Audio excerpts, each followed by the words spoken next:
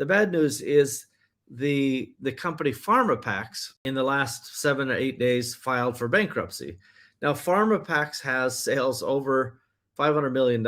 In fact, they were the number one top seller in the past 5 years, according to Marketplace Pulse, for 1,730 days out of 1,825. So virtually the entire time in the past 5 years, they've been the number one seller. The the catch, of course, what leads to somebody who's doing $1.6 million a day to go bankrupt. It turns out if you sell at a negative outcome, a negative profit, then you are just digging a deeper hole. So again, I don't want to say I'm an expert about PharmaPax, but through the industry, you learn a few things about how things work.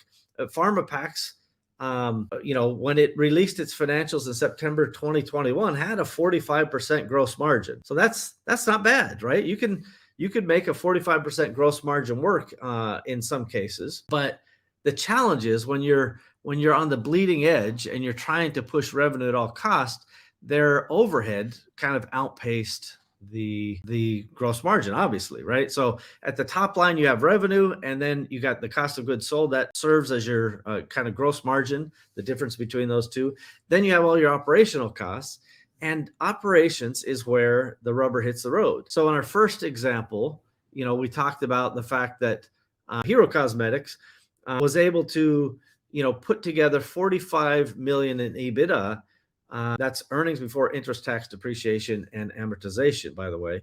But that's a good key metric is, what do you get from the top line, that revenue, past COGS, past operations, to drop down into your earnings. And then people have different, interest, tax, depreciation, amortization schedule. So that's why everybody likes to gauge earnings based on that, because each company can be quite different in terms of those latter four categories. So, here you have a company that generates 45 million in EBITDA and versus PharmaPax, that was literally selling, at a positive margin, but a negative operating margin. And that is where the rubber hits the road.